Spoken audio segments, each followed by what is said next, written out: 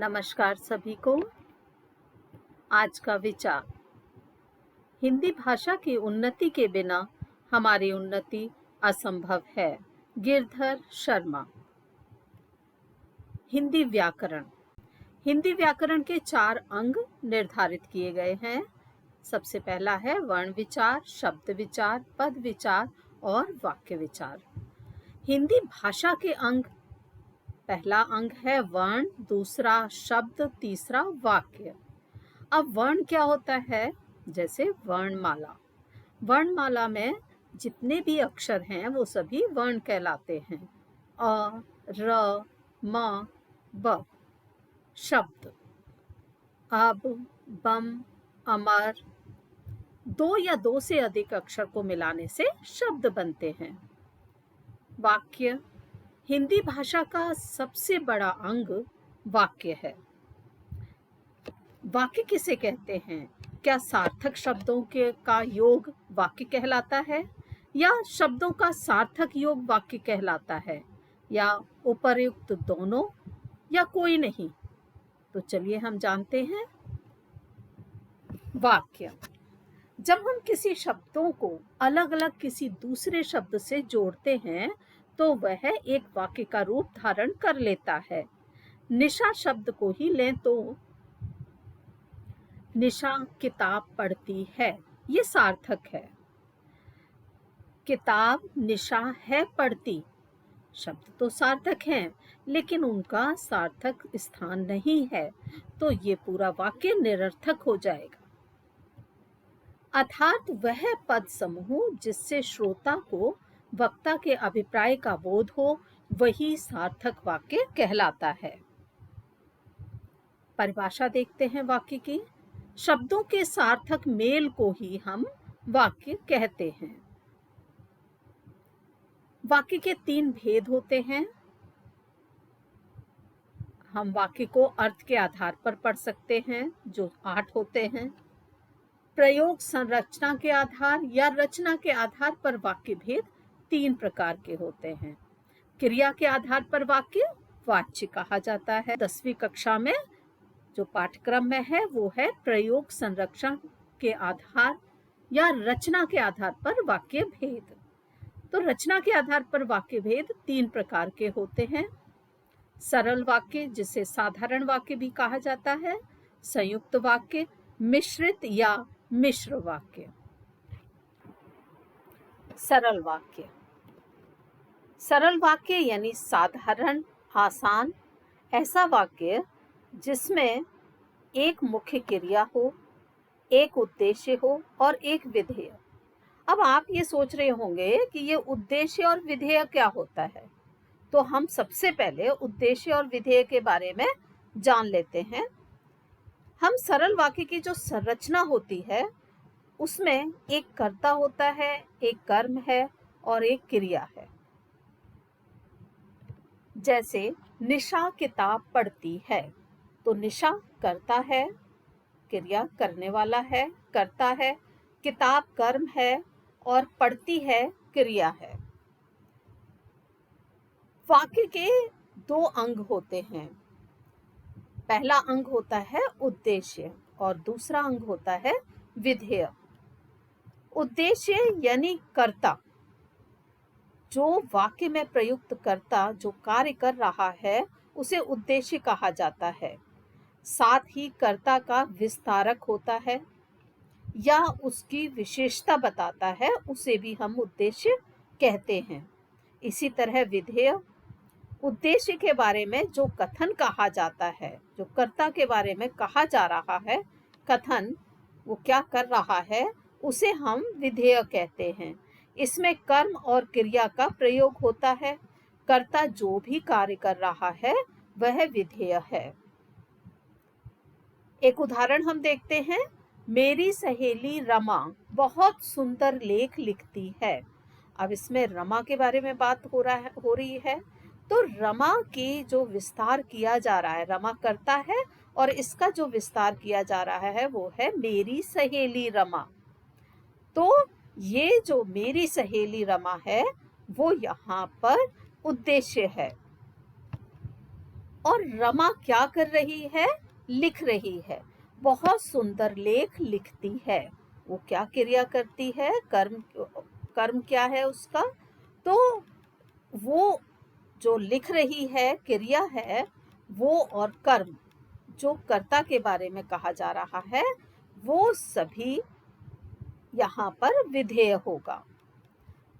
बहुत सुंदर लेख लिखती है, ये पूरा का पूरा विधेय के अंतर्गत आ जाएगा। अब हम इसकी थोड़ी सी अभ्यास कर लेते हैं। मेरा भाई मोहन हिंदी साहित्य की पुस्तकें अधिक पढ़ता है। अब इसमें उद्देश्य क्या होगा? मेरा भाई मोहन, बिल्कुल ठीक। और विधेय क्या होगा? हिंदी साहित्य की पुस्तकें अधिक पढ़ता है। तो अब हम साधारण वाक्य की बात कर रहे थे कि जिसमें एक ही उद्देश्य और एक ही विधेय हो। तो उद्देश्य और विधेय आप जान गए क्या होता है। तो जिन वाक्यों में एक ही विधेय होता है उन्हें सरल वाक्य या साधारण वाक्य कहते हैं। इन वाक्यों में एक ही क्रिया होती है, जैसे मुकेश पढ़ता है, राकेश ने भोजन किया। अब यहाँ पर हम सरल वाक्य समझ गए, तो दो सरल वाक्यों के बारे में बात करते हैं। वह सुबह गया, ये एक सरल वाक्य है, और दूसरा वाक्य है वह शाम को लौट आया। अब इन दोनों सरल वाक्य को हम एक वाक्य में कोशिश करते हैं जोड़ने की। तो ये हो गया वह सुबह गया और शाम को लौट आया। अब यहाँ पर वह सुबह गया एक सरल वाक्य है, दूसरा सरल वाक्य है शाम को लौट आया। अब इन दोनों को सरल वाक्य को जोड़ने का काम कौन कर रहा है? अव्यय, समुच्चय बोधक अव्यय। अब जो समुच्चय बोधक अव्यय है वो इन दोनों वाक्यों को, सरल वाक्यों को जोड़ता है। तो जब ये जोड़कर एक वाक्य बनता है उस वाक्य को कहते हैं संयुक्त वाक्य। एक से अधिक उपवाक्य साधारण वाक्य हों, सभी उपवाक्य स्वतंत्र हों, आजाद हों, और इसमें समुच्चय बोधक अव्यय का प्रयोग किया जा रहा हो, जैसे लेकिन, किंतु, परंतु, और, या, अथवा, तथा, एवं। संयुक्त वाक्य के हम और उदाहरण देख लेते हैं। प्रिय बोलो पर असत्य नहीं, इसकी तलाशी लो और घड़ी मिल जाएगी। दूसरे प्रकार की तरफ जो मिश्रित या मिश्र वाक्य है, तो इसके लिए हम एक वाक्य पढ़ते हैं। गांधी जी ने कहा है कि सदा सत्य बोलो, चिंता मत करो, बुरा मत सुनो। ये एक वाक्य अपने आप में एक वाक्य है। अब ये मिश्रित वाक्य कैसे है? सबसे पहले हम ये जानेंगे कि इसके अंदर एक सरल वाक्य कौन सा है।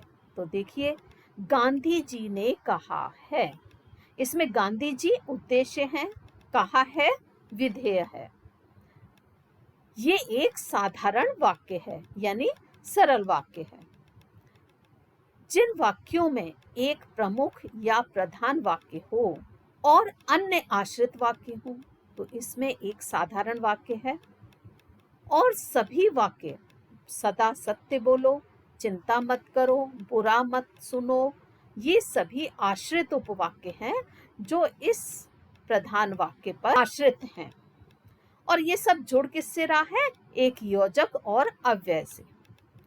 तो इस तरह से ये जो साधारण वाक्य अपने आप में पूरा है, ये प्रधान उपवाक्य है, और प्रधान उपवाक्य पर ये सभी आश्रित उपवाक्य आश्रित हैं। ये आश्रित उपवाक्य योजक शब्द से जुड़ता है। सबसे पहले प्रारंभ हो। मिश्रित वाक्य के कुछ उदाहरण दिए हैं। यदि परिश्रम करोगे तो उत्तीर्ण हो जाओगे। मैं जानता हूं कि तुम्हारे अक्षर अच्छे नहीं बनते। हमने अभी ये जाना कि मिश्र वाक्य में एक प्रमुख प्रधान वाक्य होते हैं और सभी आश्रित उपवाक्य होते हैं। अब इनकी बनावट में कभी कभी ये भी होता है कि मिश्र वाक्य में आश्रित उपवाक्य के आरंभ, मध्य और अंत में कहीं भी आ सकते हैं। जैसे, जो अपने आसपास सफाई रखते हैं वे सदा स्वस्थ रहते हैं। जिस लड़के ने सबसे ज्यादा पौधे लगाए हैं उसे पुरस्कृत किया जाएगा। अब मध्य में, वे जो अपने आसपास सफाई रखते हैं सदा स्वस्थ रहते हैं। वह लड़का जिसने सबसे ज्यादा पौधे लगाए हैं पुरस्कृत किया जाएगा। अब अंत में, वे सदा स्वस्थ रहते हैं जो अपने आसपास सफाई रखते हैं। उस लड़के को पुरस्कृत किया जाएगा जिसने सबसे ज्यादा पौधे लगाए हैं। तो हम मिश्र वाक्य की परिभाषा जान लेते हैं। उन्हें मिश्रित वाक्य कहते हैं जिनमें एक मुख्य उद्देश्य और मुख्य विधेय के अलावा एक से अधिक समापिका क्रियाएं होती हैं।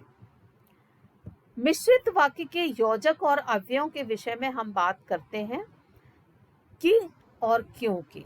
ये जब प्रयोग होता है, जैसे कि देखिए, अध्यापक ने कहा कि अपने आसपास सफाई रखो। केवट ने कहा कि बिना पांव धोए आपको नाव पर नहीं चढ़ाऊंगा। तो मिश्रित और मिश्र वाक्य के योजक के आधार पर या अव्ययों के आधार पर हम इन्हें विभाजन करते हैं। तो जब हम की और क्यों की का प्रयोग करते हैं तो यहाँ पर संज्ञा उपवाक्य हो जाता है। कि क्यों की का प्रयोग उस दशा में नहीं होता जब संज्ञा उपवाक्य प्रधान उपवाक्य से पहले आ जाए या कभी कभी की का लोप कर दिया जाएगा। और उदाहरण देखते हैं। ईश्वर उनकी मदद करता है जो अपनी मदद स्वयं करते हैं। जिस मरीज का ऑपरेशन हुआ था वह अब चलने लगा है। जिन्होंने दुखियों की मदद की है उनका नाम अमर हो गया। जो दवाएं तुमने मुझे कल दी थी वे नकली हैं। तो इस तरह के जो योजक युग्म हैं जिसमें आप देख रहे हैं जो, जिस, जिन्होंने, जो, इसका प्रयोग किया गया है, तो इस तरह के वाक्यों उपवाक्यों को हम विशेषण कहते हैं। पहला संज्ञा उपवाक्य, दूसरा विशेषण उपवाक्य। विशेषण उपवाक्य मुख्य उपवाक्य में प्रयुक्त संज्ञा या सर्वनाम की विशेषता बताते हैं, उन्हें विशेषण उपवाक्य कहते हैं। आगे कुछ उदाहरण देखते हैं। जब मैं जागता हूँ तब टहलने जाता हूँ। जैसे ही अलार्म बजा वैसे ही वह उठ बैठा। इसमें देखिए कौन से अव्यय प्रयोग हो रहे हैं। जब, तब, जैसी, वैसी, यदि, तो, जब, जो इन अव्ययों की सहायता से वाक्य बनाए जाते हैं उन्हें हम क्रिया विशेषण उपवाक्य कहते हैं। प्रधान उपवाक्य की क्रिया की विशेषता बताने वाले आश्रित उपवाक्यों को क्रिया विशेषण उपवाक्य कहते हैं। क्रिया विशेषण उपवाक्य की पहचान हम कैसे करते हैं? जब, जैसा, जहां, ज्यों ज्यों आदि शुरू में देखकर की जा सकती है।